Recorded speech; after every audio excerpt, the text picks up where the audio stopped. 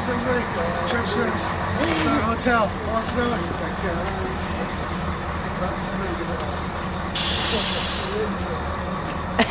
Come in closer. Oh, body heat. Come on in.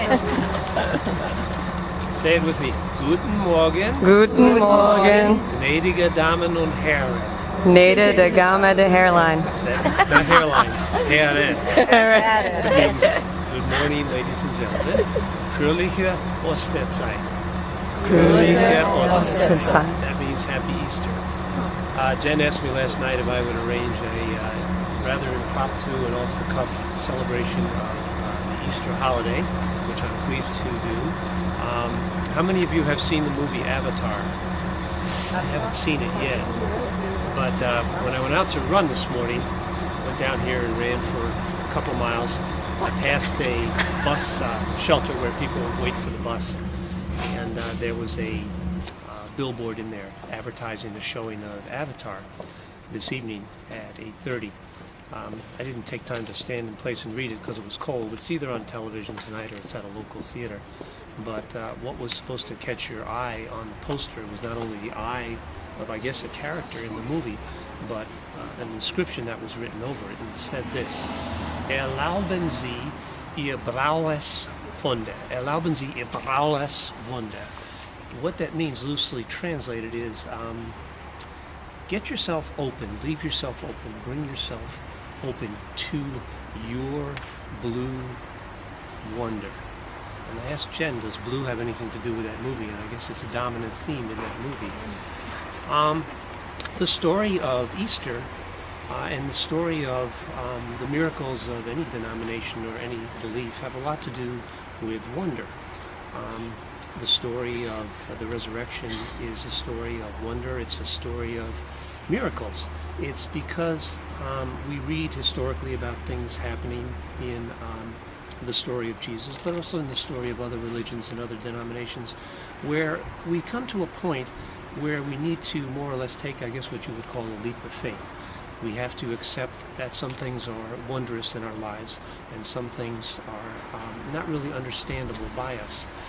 That whole concept in itself of being able to suspend our demand for reality, to insist on being able to feel something tangibly, to allow ourselves to believe in things that we can't see and sometimes can't completely understand, make up the wonder of the Easter story.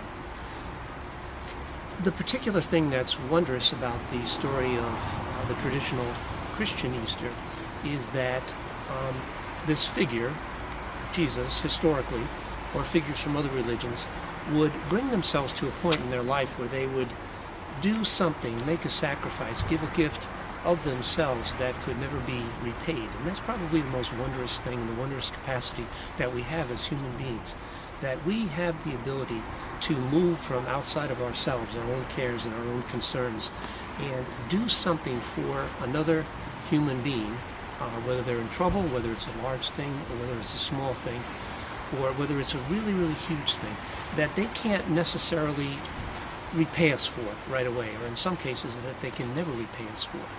And that's the wonder of the Easter story, that we do have that capacity and that gift as human beings to move beyond our own little circles, our own little egocentricity, easy for me to say, and reach out to other people and connect to other people. That's what makes life worth living. The wonder of the Easter story is that in the resurrection and in the wondrous miracles of other religions, that in suspending our insistence on tangible things that we can see, touch, feel, and experience with our senses, that taking that leap of faith gives us hope that there's something beyond just our world around us.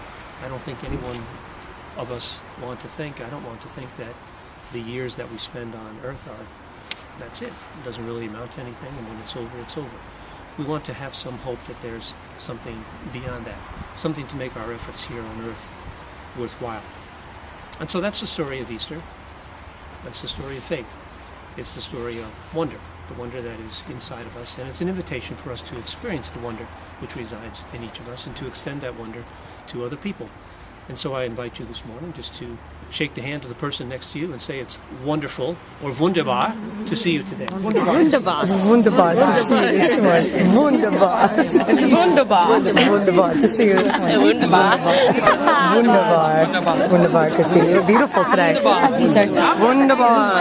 Wunderbar.